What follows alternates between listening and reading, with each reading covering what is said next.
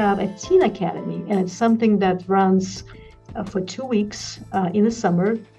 And the first week is educating our teens between the ages, I want to say between the ages of 13 and 16, about careers in government, what local government does. But then for a week, they also work and they earn money by working and providing very specific services to our communities.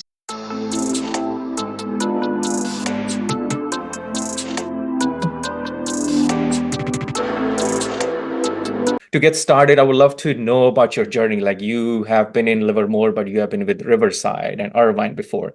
Like, how does this journey progresses if somebody even wants to be in public sector, and what made you end up in Livermore, which I really love the city, by the way. The wineries are like phenomenal.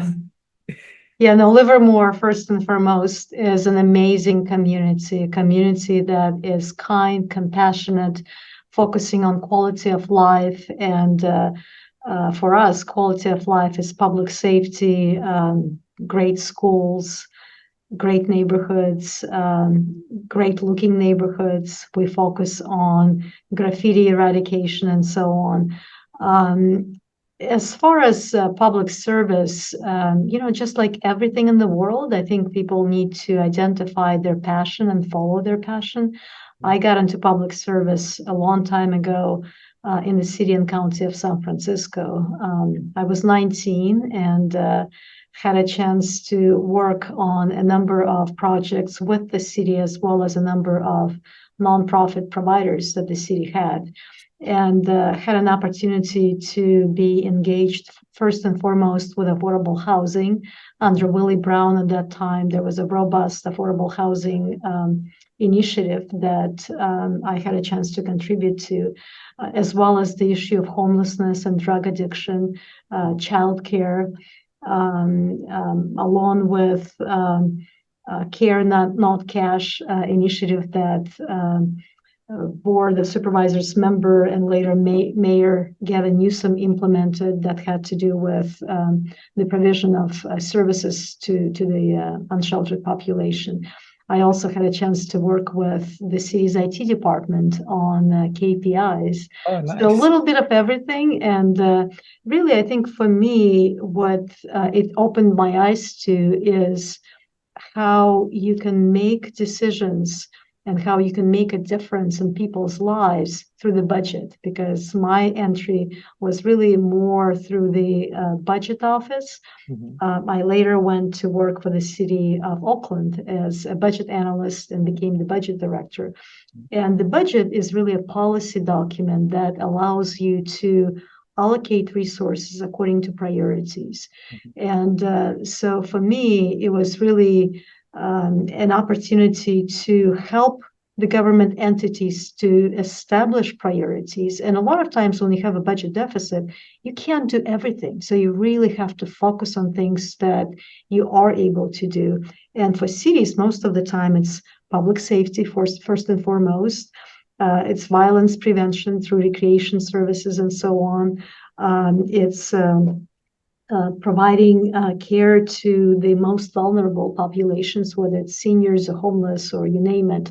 And of course, making sure that the streets are drivable and clean and so on. But I think by following your passion, no matter where you are, whether it's public sector, private sector, and connecting that passion to what you do is really the trick. I mean, I have teenage children, they're almost 15, a boy and a girl, twins, and that's my hope for them, that they will find this passion in whatever and follow it. And in the public sector, as you know, there are so many opportunities to apply that passion, whether it's health and human services or streets or planning or finances, you name it. But there are so many opportunities to apply that passion. And as you know, we'll talk about this later on, we're trying to help the next generation of leaders, teenagers here in the city, to identify what that passion is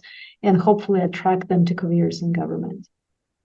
Yeah, I know that is very well put, that, and budgeting, I couldn't agree. Like, by the end of the day, all programs you have, your ideas have, it takes money and budget balancing to get that, make them into existence. And that's the reality we live in, right?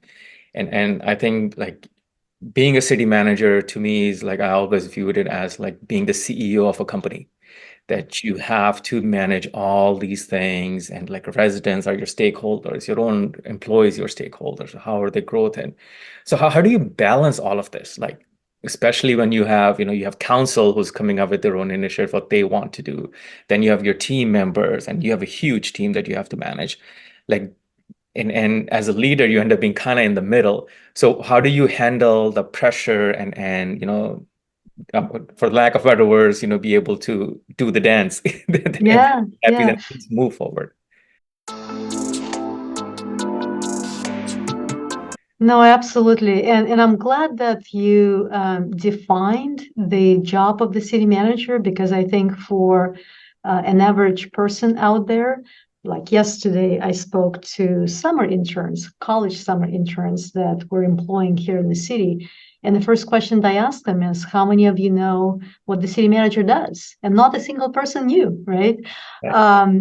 Incidentally, here in Livermore, and you should look this up, and whoever is watching should look this up. We produced a number of brief videos that describe what the city does and what each department of the city does. And the shortest video is about 40 seconds, and Okay. the longest is about 3 minutes. And they live under the umbrella of Government 101. So Mhm. it's on the Livermore City webpage. That really helps our residents and anyone else who wants to learn about city government to understand how it works, what different departments do. But back to the city manager, you're right. In most cities, there's a city manager, city council form of government. It's what's called the strong city manager form of government, which basically is the CEO. It's the CEO of the company, except in this case, the company provides so many services. And Livermore is a traditional full service city where we have every single service that we provide directly as opposed to contracting out. And that includes public safety, that includes public works, that includes planning. We even have the municipal airport, we have water services, we have reclaimed water, sewer, and all of that. And the city manager, in the case of myself, reports to the board, which in our case is the city council, mayor and city council. So I have 5 bosses that hire me, and then departments report to me. Now, how do you balance? I think this is where a strategic plan is really key. And here in Livermore, we do have a comprehensive strategic plan that the city council approved. It's a 5-year plan, so it kind of is offsetting the council election cycle, which is 2 to 4 years. Right. And it really focuses on goals and objectives of every single department for the next 5 years. And that plan is linked through a software, Asana, to tasks that every single employee works on. So everything works together. And what that allows us to do is create a very concrete and a very clear foundation for the work that we will be producing in the next 5 years. So everyone in the organization is clear where we're headed, where we're trying to get, and how we're getting there.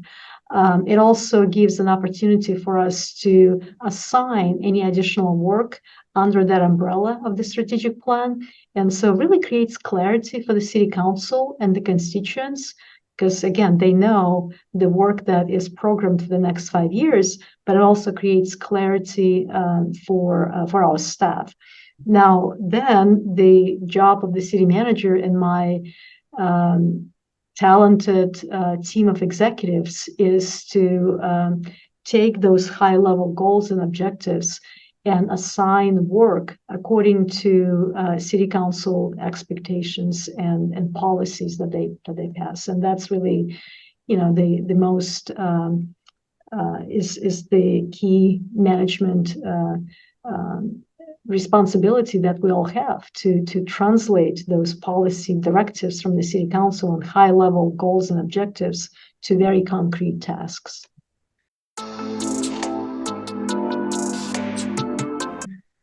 So when you look into creating the strategic plans, like how does the council and yourself come up with plans? Like, is it discussions, residents' feedback? How do you decide, okay, these are because 5 things I want to focus on, and that 5 years on the 5 things, that's a significant undertaking. And especially when you said it goes passes the council's election time. So the next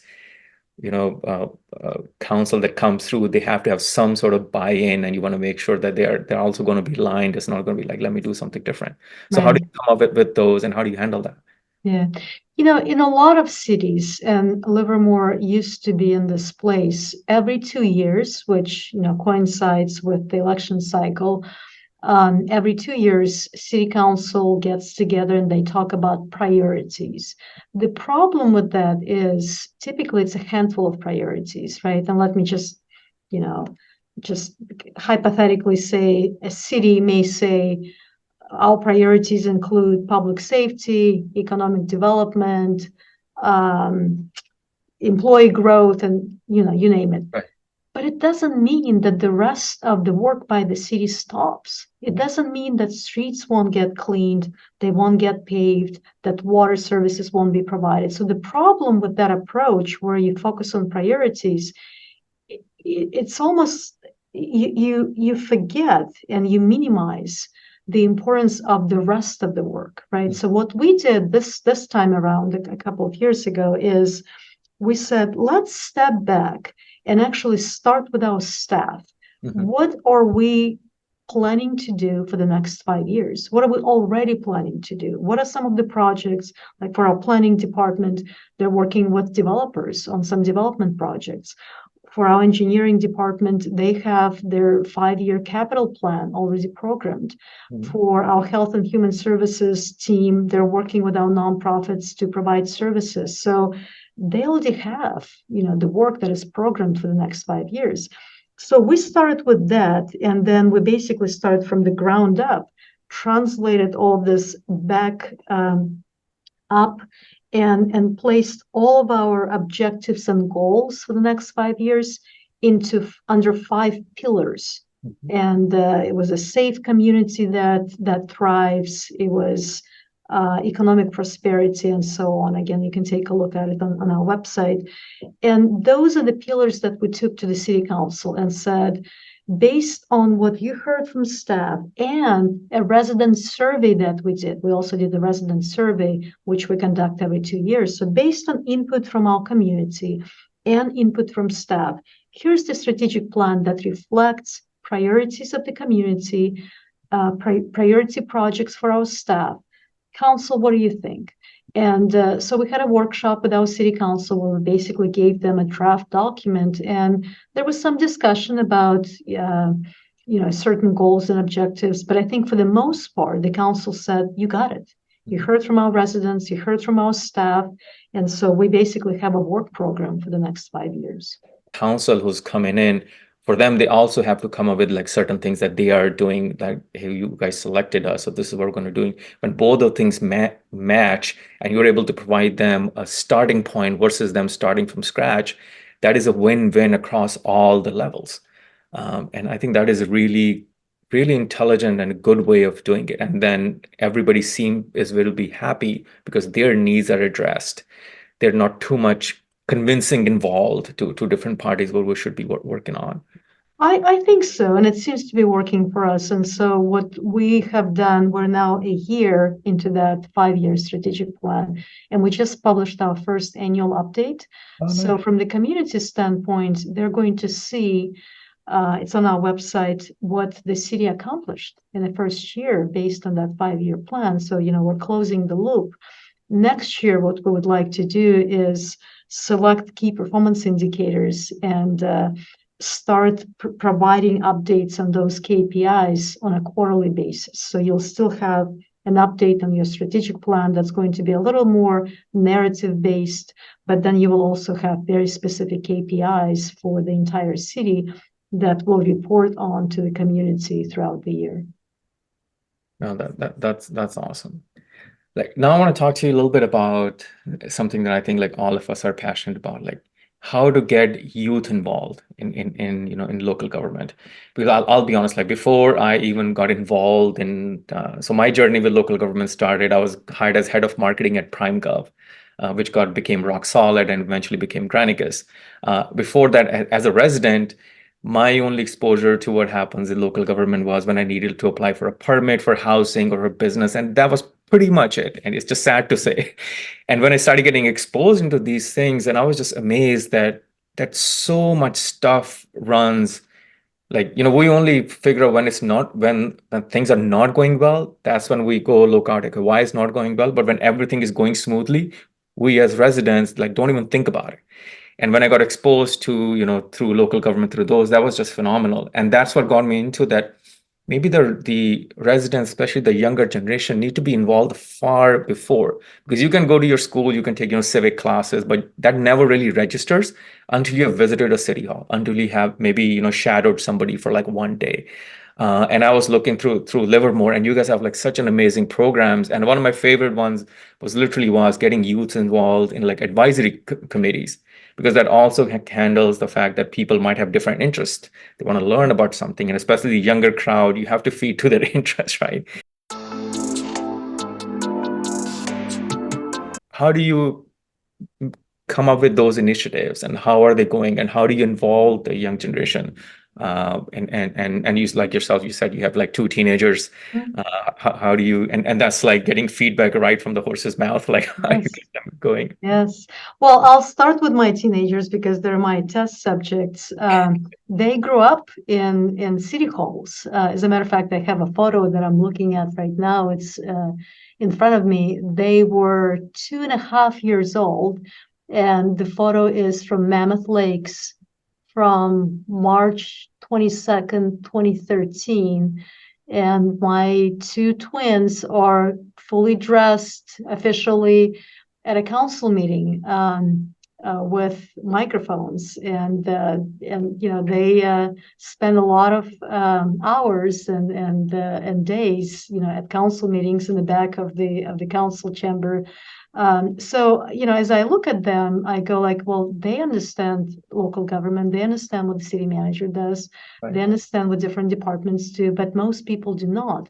Yeah. And now, as I shift a little bit into the city manager as an employer, right, what is very clear to me, especially in the last, I would say, 5 to 10 years, is we're having a very difficult time recruiting. And the reason we're having a difficult time recruiting is most people don't know what local government does. They Right. don't know what professions exist in local government.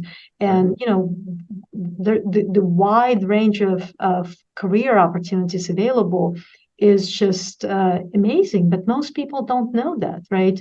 And to your point, unless we start really early educating youth about careers available in government, as well as how to engage with government, we're going to miss that opportunity. And there are various ways to do that.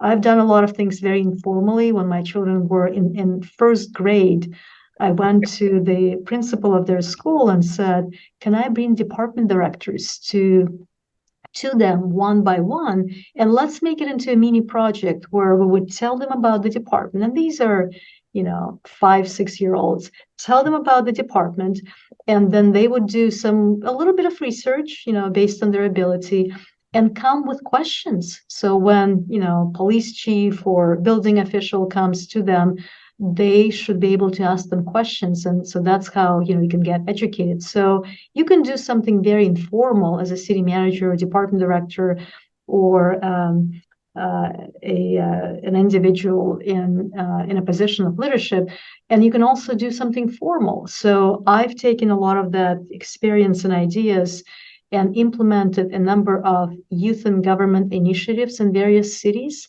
For me, it started in Riverside many years ago, where my team led those initiatives, and then I replicated that in Irvine, and now again in Livermore. And the way it looks in Livermore, if you look it up, we actually have youth and government framework. It's on our webpage. It may be under library. And there are 3 pillars under that framework. One is how you educate youth about career opportunities in government. And I'll come back to that in a second. The second one is how you engage youth with government. And this is where you teach them that you can come to a commission meeting, you can come to a council meeting, you can send letters. Here's how you identify, what the government does by watching government one-on-one videos, by looking up agenda materials. And so there's a way to engage. And the third one is to just be civically minded and to participate through youth commission and so on. But going back to the first one and really exploring career opportunities,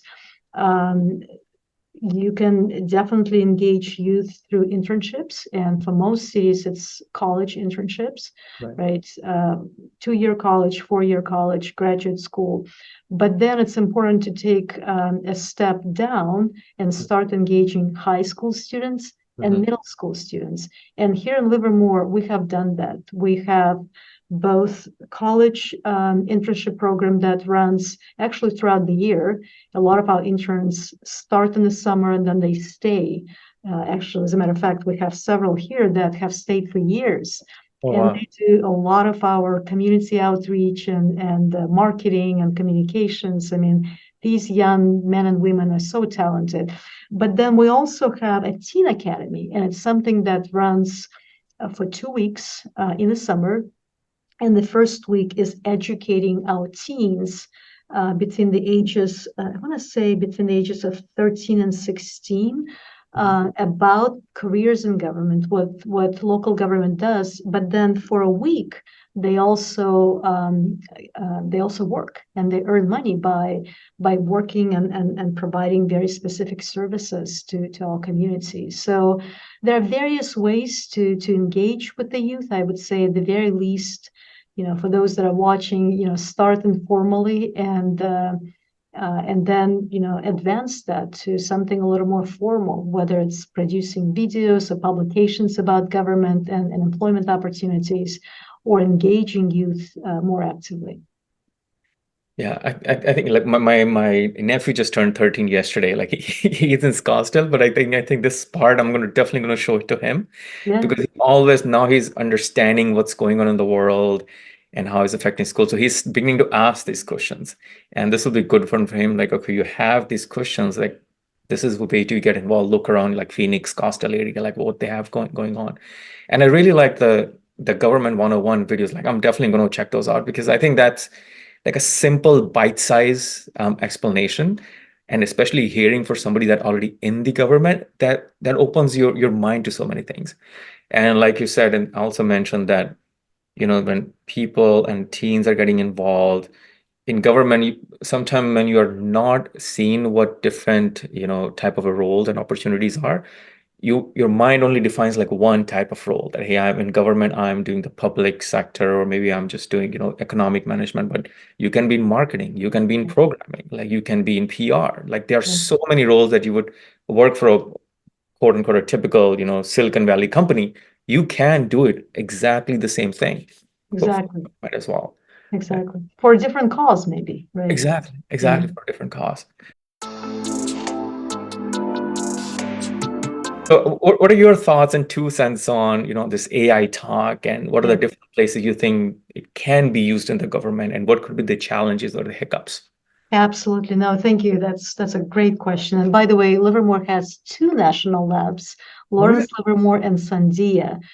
They are co-located, and I believe we're the only city in the nation, maybe even the world, that has 2, not only 1, but 2 national laboratories. But going back to AI, so we're actually working on an AI initiative here in the city. A very talented assistant administrative services director / IT manager is leading it. And there are really 2 focus areas. One is how city staff can utilize AI for, to write a white paper or a staff report or a presentation or, produce images, you name it, right? How can AI help you with your job is one focus area. And we're developing rules for that because we don't want for people to plagiarize and, create something artificial that's not theirs.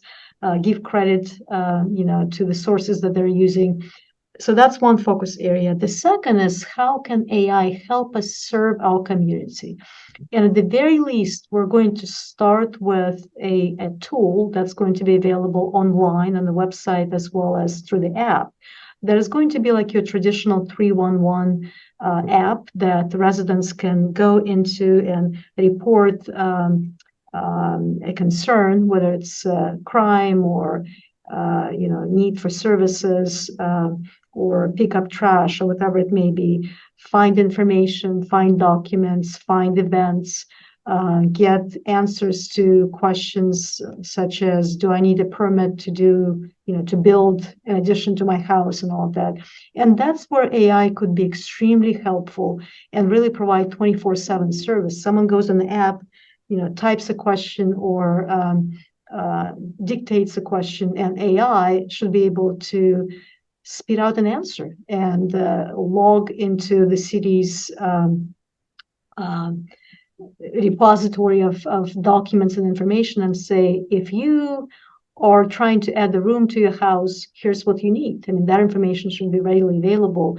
If you are adopting a pet, here's how you get a license. If you're opening a business in the city, here's what you need. So there are a lot of answers or a lot of inquiries that AI should be able to answer. And so we're on a path to implement that product for our community. Hopefully a few months down the road, that will be available. But again, those are the two focus areas.